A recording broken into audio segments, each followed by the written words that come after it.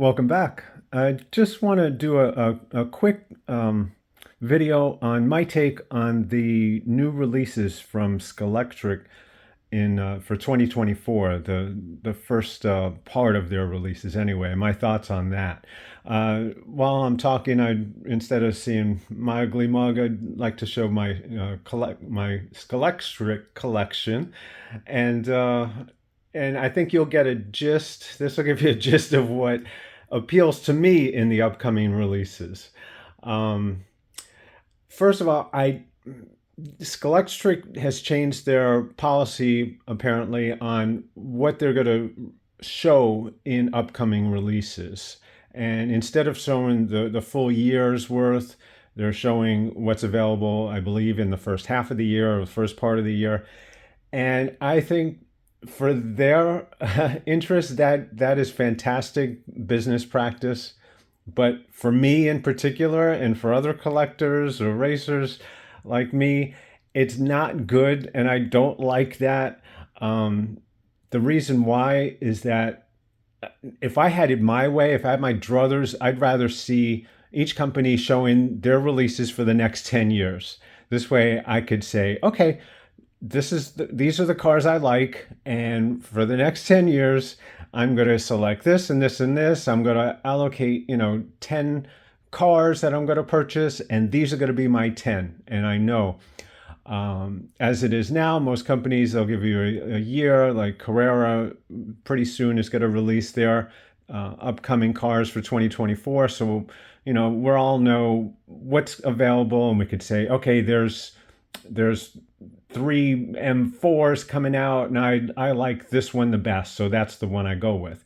But the way Scalextric has it now, it's like you may only see one of those cars every 4 months will be shown, and you don't know what else is going to be available at towards the end of the year. So you might just purchase that first car, and at the end of the year look back and say, I really don't care for that much as the other one or two that came after that. But now you're kind of stuck. You purchased that car and you kind of felt like maybe I should purchase it because maybe it's going to sell out, and you know the deal on how that goes.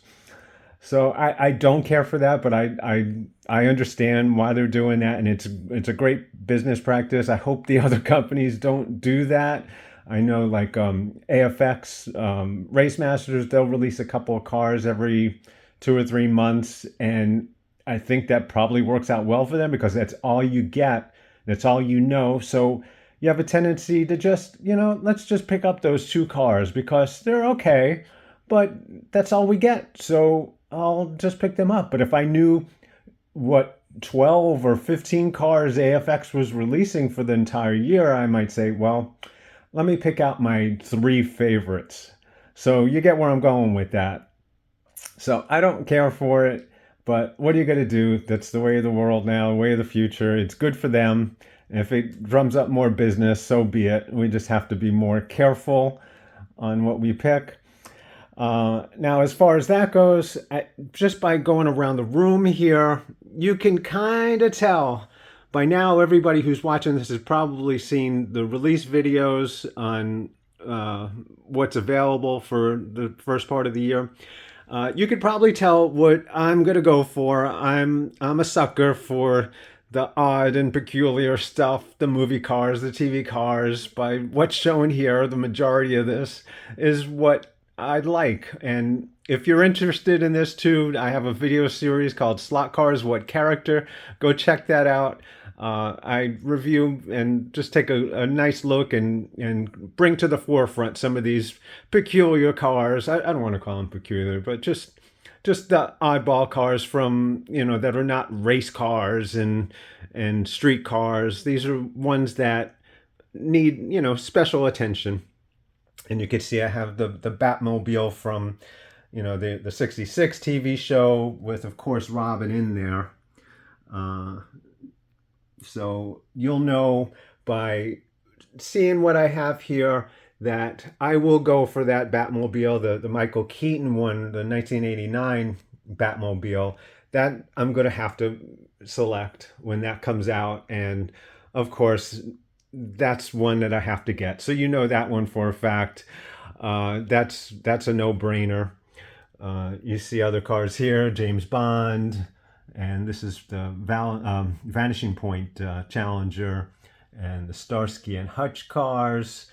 And these are really the only, I guess, pure race cars that I have from Scalextric. And I love this Cougar. They've done a couple, maybe 3 different models of that. And I just love that. That Mercury Cougar is beautiful. I think they did a great job with that. Now, overall, I think their quality is okay. It's fine.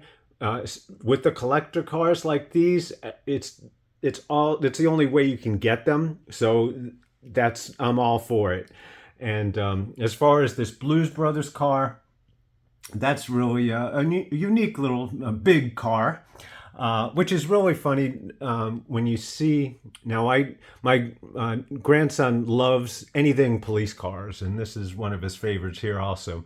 So of course I collect a lot of police cars for him, and it's nice to see the innocence of a child.